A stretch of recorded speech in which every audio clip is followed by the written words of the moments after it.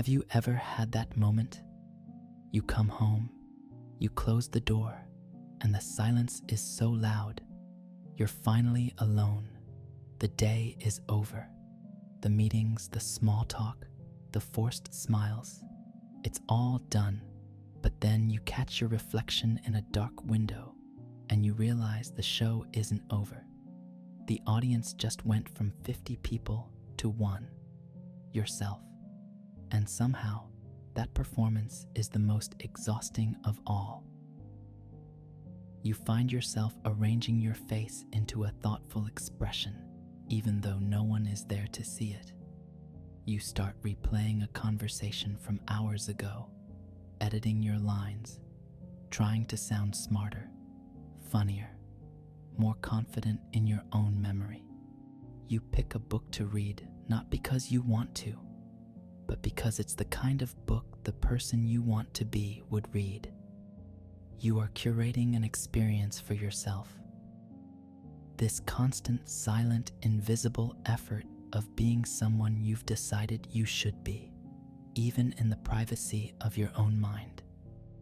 It's the quietest and heaviest burden we carry. It's the feeling of being a stranger in your own skin, a guest in your own life. You are both the actor and the only person in the theater, and you can never, ever seem to please the critic in the audience. That critic, of course, is also you. It's a closed loop of judgment and performance, and it runs day and night, powered by a hidden source of anxiety that you can't quite name. But here's the thing that we often misunderstand. That mask you wear, the one that feels so heavy and fake right now, it isn't a lie. It was never meant to be a lie. It was a shield. Think back. Think way back. There was a time when you needed it. Maybe you were a sensitive child in a loud family, and you learned that being quiet and agreeable was the only way to find peace. That quietness became a mask. It was a brilliant strategy. It was a tool for survival. Or maybe you were told that your dreams were silly, so you built a mask of pragmatism and logic to protect that soft, hopeful part of you from getting hurt again. You learned to say, "I'm a realist," when what you really meant was, "I'm afraid to be vulnerable." These masks were forged in the fires of real-life experiences. They were clever solutions to painful problems.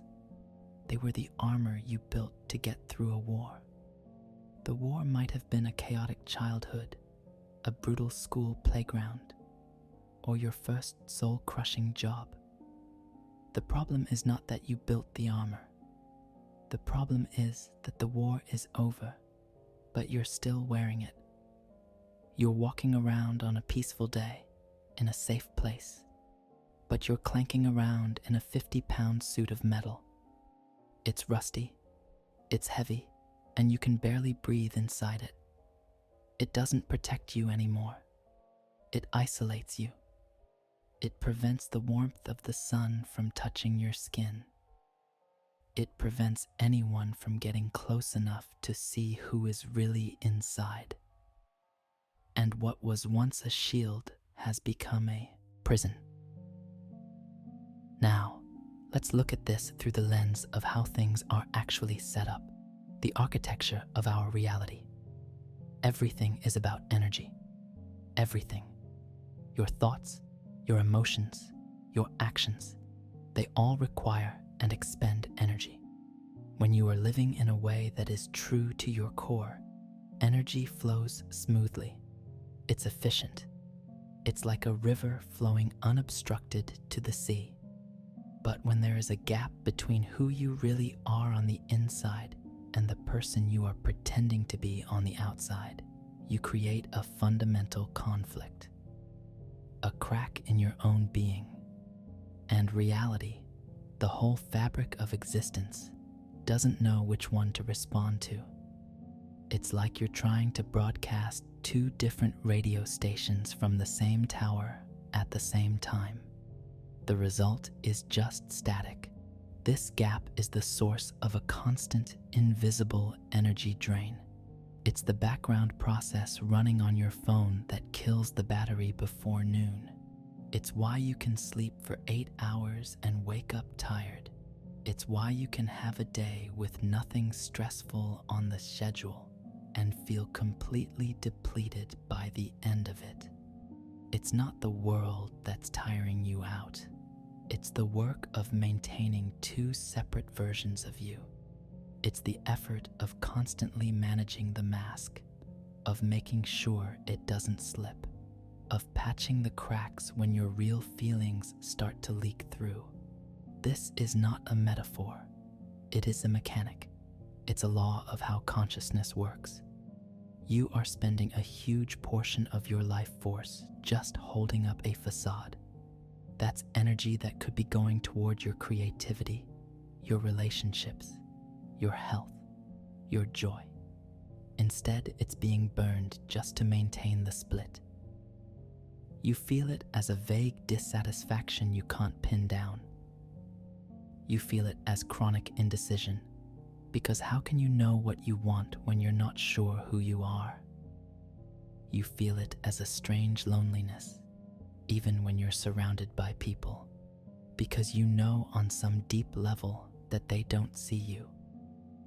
They see the carefully constructed representative you sent out to meet them. The universe is always trying to show us where we are out of alignment. The constant fatigue is a sign. The relationships that feel hollow are a sign. The feeling that you're moving through life behind a pane of glass is a sign. These aren't punishments. They are messages. They are reality gently, or sometimes not so gently, pointing to the gap and saying, "Look here. This is where your power is leaking out. This is the place that needs your attention." The courage we are talking about is the courage to finally turn and look at that gap. Not to judge it, not to fix it, but just to acknowledge that it's there. To see the mask not as an enemy, but as an old friend who has long overstayed its welcome. To understand that the exhaustion you feel is not a weakness in you, but a direct consequence of the impossible task you've given yourself. The task of being two people at once. Recognizing this is the first step. It doesn't require a fight. It just requires a moment of quiet, honest seeing. It's the beginning of calling your energy back home, of sealing the crack and becoming whole again. And that is where the real journey begins. The journey of meeting yourself, perhaps for the very first time. By the way, our shared space of light and awareness is on its way to 100,000 people. Thank you to everyone who subscribes and brings this moment closer. So we acknowledge the mask. We see it for what it is. An old, heavy piece of armor from a war that ended long ago. And the immediate question that arises in the silence is, what now? Do I tear it off? Do I smash it? Our minds love drama. We imagine a grand cinematic moment of liberation. But the way reality is actually built, true transformation is almost always quieter than that. It's less like an explosion and more like the sun rising. It happens gradually, gently, and with unstoppable certainty. The courage needed here isn't the courage of a warrior charging into battle. It's a much rarer, much more profound courage. It's the courage to simply be still, to lower the mask just for a moment in the safety of your own presence, and to look. To just look at what has been hiding behind it all these years, without judgment, without flinching, and without an agenda. Imagine your being is a house, and there's a room in that house that you've kept locked for years. You're terrified of what's inside. You imagine it's filled with monsters, with everything ugly and shameful about you. The fighting approach is to take a sledgehammer to the door. It's violent, it's loud, and it creates a bigger mess. The courage we're talking about is simply finding the old key, turning it gently in the lock, and just cracking the door open. You don't have to rush inside. You just stand at the threshold and let a little bit of light from the hallway spill into the darkness. You just peek. You just allow yourself to see what is actually there. Not what you fear is there, but what is actually there. And what you almost always find is not a monster. You find a younger version of yourself, scared and alone. You find a forgotten dream covered in dust. You find a painful memory that just wants to be acknowledged before it can finally rest. The courage is not in defeating a monster. It is in the willingness to look with compassion at the parts of you that are in pain. And here we come to one of the most beautiful and fundamental mechanics of our reality, the great paradox of acceptance. For your entire life, you've been operating on a faulty assumption. You believed that if you fought against your bad parts, your shame, your envy, your fear, your laziness, you could defeat them. You believed that if you ignored them, they would go away. But how has that been working out? Pushing against them only makes them stronger. Resisting them gives them your energy. It's like trying to hold a beach ball underwater. It takes a tremendous amount of constant effort, and the moment you lose focus, it shoots up to the surface with even more force. This is the law. What you resist persists. It gets louder because it wants to be heard. It wants to be seen. Acceptance is the opposite. Acceptance is letting go of the beach ball and just allowing it to float on the surface of the water next to you. You're not trying to push it down anymore. You're not pretending it isn't there. You're just looking at it. Ah, there's that feeling of envy again. Interesting. There's that voice telling me I'm not good enough. I see you. This is not the same as agreeing with the voice or acting on the feeling. It's a neutral observation.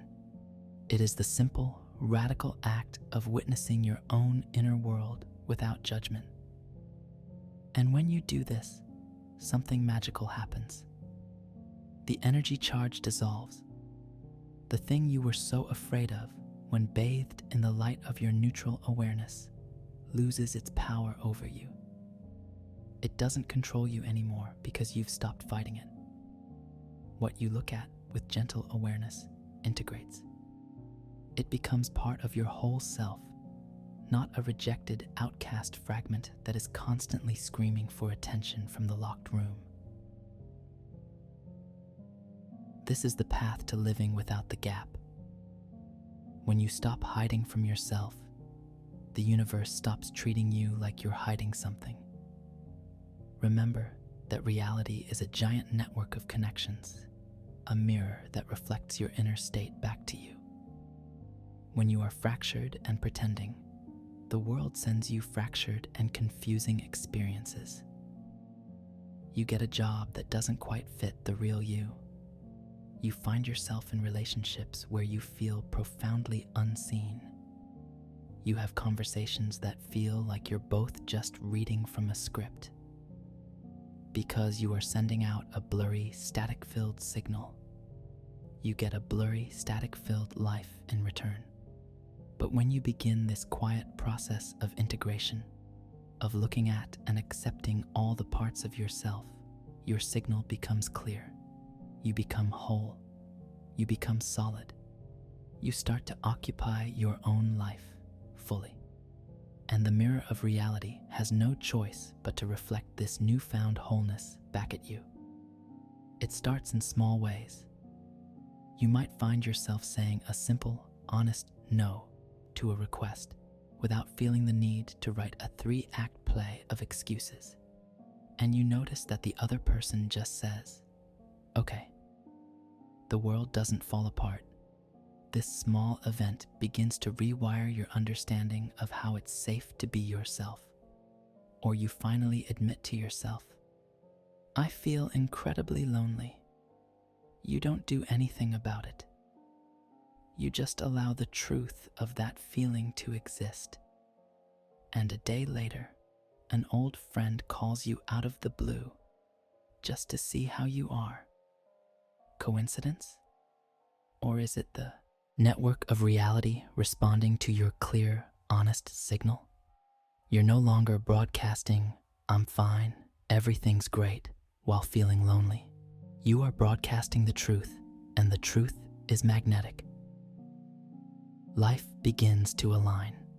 The right people, the right opportunities, the right ideas, they start to find you. Not because you are chasing them, but because they can finally see you. You are no longer an actor playing a part. You are simply you. And there is a powerful sense of peace that comes from this. The exhaustion lifts.